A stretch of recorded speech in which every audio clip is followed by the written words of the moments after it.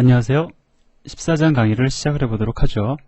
자, 이번 시간에 강의를 통해서, 이번 시간이 아니라 14장 전체를 통해서요. 여러분들이 14장 강의를 끝나고 나서 가장 머릿속에 잘 뚜렷뚜렷이 기억하고 있어야 되는 것은 바로 call by reference라는 개념과 이게 자주색 주황색 바탕에 자주색 글씨를 쓰니까 조금 눈이 아프시죠? 자, 잠깐 제가 그 펜의 색깔을 갖다가 잠깐 바꾸도록 하겠습니다. 자, 다시 써드리도록 하겠습니다. 자, call by reference라는 개념과요. 그 다음에 call by value라는 아주 중요한 개념이 나옵니다. 자, 이 두 가지 개념을 여러분들이 잘 이해하시고 어떠한 특성을 지니는지를 갖다가 여러분들이 개념적으로 확실히 잡아두는 것, 이것이 바로 14장의 포커스입니다. 자, 그래서 물론 이것 이외에도 다른 얘기들이 많이 전개가 되는데 실제로 가장 중요한 것은 이 두 가지 얘기입니다. call by reference와 call by value의 차이점, 그 다음에 특징들. 자, 그래서 이것은 사실 함수 호출의 관계에 따라서 달라지는 개념인데요. 반드시 기억하시기 바랍니다. 아마 다음 시간 정도에 제가 이거에 대해서 설명이 들어갈 것 같은데 아무튼 중요한 내용이다라는 거 잊지 마시고요.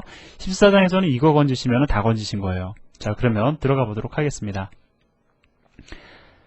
자, 우리가 일단은 14장의 가장 첫 번째 목표는 무엇이냐면은 함수의 인자로 배열을 갖다가 한번 전달해 보자라는 겁니다. 자, 잠시만요. 이번에도 또 그 포인터 색깔을 좀 바꾸도록 하죠.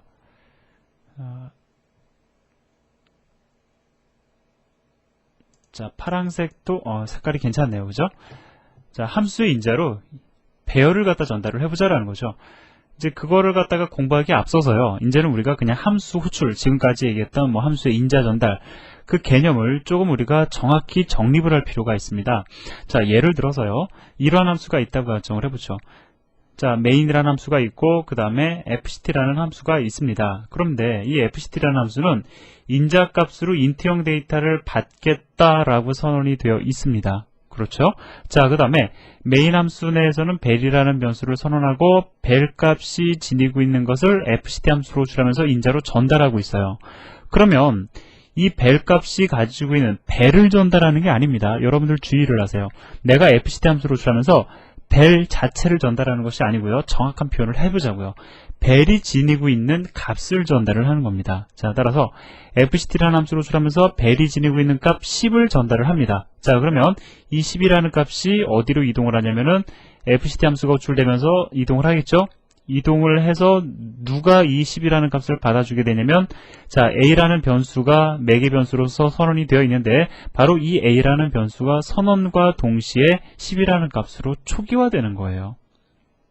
자, 말은 좀 어렵겠지만 결국은 뭡니까? fct라는 함수가 a라는 변수를 선언해서 자, 이 함수 호출될 때 전달되는 인자를 갖다가 이 변수를 통해서 받아주게 되는 거죠. 자, 그런데 이 과정을 잘 보시면 바로 한 단어가 떠오릅니다. 뭐냐면은 값의 복사다라는 거죠.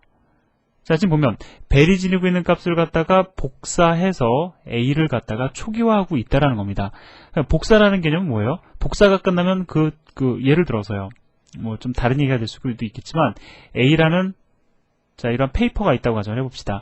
a라는 페이퍼를 갖다가 여러분들 복사기에다가 가져다 넣어서 복사를 해버리시면은 b라는 페이퍼 복사된 복사본이라고 얘기를 해보자고요. 이 B라는 페이퍼는 A라는 페이퍼의 복사본입니다. 그런데 똑같아요. 그죠? 복사했으니까 똑같다고요. 복사기를 가지고 복사를 했기 때문에 똑같습니다. 하지만 이 둘은 서로 다른 종이죠. A라는 종이가 있을 거고 페이퍼가 있을 거고 B라는 페이퍼, 얘네 둘은 서로 다른 겁니다. 그죠? 자, 똑같은 값을 지니는 두 개가 형성이 되는 거예요. 마찬가지로요. 자, 벨이라는 변수는 현재 10이라는 값을 지니고 있는데 a라는 변수도 하나 만들어졌습니다. 이 둘은 같은 값을 지니지만 실제로는 완전히 별개의 것이다 라는 거죠. 자, 그래서 내가 fct 함수 내에서 a 값을 증가시키고 있어요. 자, a 값이 증가한다고 해서 벨 값이 증가하겠습니까? 그거는 아니다라는 거죠. 현재 a 값이 증가가 되었기 때문에 a 값은 얼마가 되냐면 11이 될 거다라는 거죠. 그러나 여전히 벨 값은 10이다라는 겁니다. 값을 복사해서 넘겼기 때문에 이 둘은 완전히 별개의 것이다라는 거죠. 뭐 제가 좀 설명을 드리긴 했지만 가만 들어보니까 이미 여러분들이 알고 계신 내용이기가 더 쉽습니다. 그렇죠? 그렇긴 하지만 여러분들 요 기본적인 개념 잊지 마시고요. 또 쉬운 거일수록 그냥 우리가 쉽게 그냥 지나칠 수가 있는데 그렇기 때문에 어려운 이론이 더 어렵게 느껴지는 것들입니다. 여러분들 이런 거 잘 개념적으로 잡고 계시면요. 우리가 14장에서 할 내용 전혀 어렵지 않다라는 거죠. 자, 그럼 다음으로 넘어가서요. 자, 이번에도 당연한 얘기를 조금 해보도록 하겠습니다. 그런데 코드를 보니까 조금 만만치는 않아 보여요. 그런데 우리가 잘 생각해서 이걸 갖다가 잘 분석을 해보면 뭐 사실 어려운 내용들이 없거든요. 자, 한번 일단 쫙 한번 읽어보자고요. 자, 지금 보면 드디어 우리는 배열을 함수의 인자로 전달하는 겁니다. 그런데요, 아쉽게도 배열 전체를 갖다가 함수의 인자로 통째로 넘길 수 있는 방법은 없어요. 나중에 우리가 구조체라는 것을 공부하면 또 다른 방법이 생기긴 하지만 기본적인 방법으로 배열 전체를 갖다가 복사해서 한꺼번에 전달할 수는 없습니다. 그러한 것은 기본적으로 불가능하고요. 다만 우리는 어떠한 방법을 사용을 할 거냐면은 배열을 갖다가 직접 다 복사해서 전달하지 못하기 때문에 배열의 주소값만 전달하는 방법을 사용할 겁니다. 바로 이 예제에서 보여주고 있는 것처럼요. 자, 그래서 이걸 갖다가 흔히 배열 전달이라고 얘기를 하는데 사실은 조금 방법이 독특합니다. 어떻게 독특한지 한번 보도록 하자고요. 자, 일단 보시면은, 자, 뭐 요 그림은 여러분들 그냥 좀 이따 저랑 다시 한번 확인할 때 한번 보도록 하고요. 우리 요 소스 코드만 가지고 얘기를 해보도록 하죠. 자, ARR1이라는 배열이 선언이 되었습니다. 자, 선언이 되었고요. 각각의 요소를 1과 2로서 초기화를 해주고 있죠. 자, 그 다음에 이 배열의 이름은 ARR1이 되면서 이 ARR1은 실제로 이 배열의 첫 번째 요소를 가리키는 포인터잖아요. 그죠? 자, 그럼 이 ARR1의 주소값을 예를 들어서 첫 번째 요소의 주소값을 갖다가 우리가 그냥 임의적으로 OX10이라고 정해줍시다. 자, 이렇게 첫 번째 요소의 주소값은 OX10이에요. 자, 그래서 ARR1이라는 배열 이름이자 포인터죠. 포인터는 OX10이라는 주소값 정보를 지니게 됩니다. 자, 뿐만 아니라 ARR1의 포인터 타입은 어떻게 되죠? 자, 얘가 가리키는 요소가 인트형 데이터니까 ARR1은 인트형 포인터가 되겠죠. 뭐 이거 아는 내용들이에요. 그죠? 자, 그 다음에 fct 함수를 호출하면서 ARR1을 인자로 전달하고 있어요. 사실은 뭘 전달하는 겁니까? ARR1을 전달하는 것이 아니라 ARR1이 지니고 있는 OX10이라는 값을 전달을 하는 거죠. 무엇을 호출하면서? fct라는 함수를 호출하면서. 그러면 ARR1이 지니고 있는 값은 전달이 되면서 ARR2가 이것을 받아주게 될 겁니다. 따라서 ARR2는 얼마가 되냐면 OX10이 되겠죠. 자, 그런데 ARR2는 반드시 인트형 포인터여야만 해요. 왜? ARR1이 전달이 되고 있는데 ARR1이 전달이 되고 있는 이 OX10이라는 값은 인트형 변수의 주소값이기 때문에, 그죠? 인트형 변수의 주소값이니까 당연히 인트형 포인터여야 한다라는 겁니다. 자, 이해되세요? 자, 그러면 요 관계 그냥 언뜻 들어보면 아, 그렇구나 넘어갈 수 있는데 여러분들 잘 보세요. ARR1이라는 배열의 이름을 전달합니다. 받아줄 때 인트형 포인터로 받아주고 있어요. 그 원리 이해하시죠? 자, 이거 중요한 내용입니다. 자, 그래서 제가 지금까지 뭐는 뭐다 자연스럽게 따라왔는데 그냥 그렇게 따라오시는 것도 중요하지만 여러분들 나름대로 한번 정리하시길 바랍니다. 자, 중요한 거, 왜 ARR1이라는 이름의 배열을 전달을 하는데 인트형 포인터로 받아줘야만 하는가, 그거 반드시 기억하시기 바랍니다. 자, 그래서 일단 ARR2는 OX10이라는 주소값을 갖게 되고요. 그죠? 이 OX10이라는 주소값은 실제로 이 위치를 가리키게 된다라는 거죠. 그죠? 자, 그 다음에 여기 보니까 이러한 문장을 쓰고 있어요. 자, ARR2는 포인터죠. 사실은 포인터입니다. 그런데 배열처럼 사용 가능하죠. 이게 좀 잘 안 와닿는다. 그러면 이렇게 문장을 바꾸세요. 일단은 뭐 그런 연습을 하시는 것도 나쁘진 않습니다. 익숙해질 때까지요. ARR2 플러스 0의 주소값을 참조하라. 이거는 이거랑 같은 문장이죠. ARR2가 포인터니까 이건 여러분들 쉽게 이해하실 수 있을 겁니다. 자, 그러면 이거 어떻게 해석하면 되죠? ARR2 플러스 0. 이거는 그냥 ARR2를 가리키는 거죠. ARR2라는 주소값이 가리키는 메모리 공간을 참조하라라는 뜻이잖아요. 그러면 어떻게 됩니까? 얘는 ARR2는 OX10이라는 값을 지니고 있으니까 OX10 번지로 갑니다.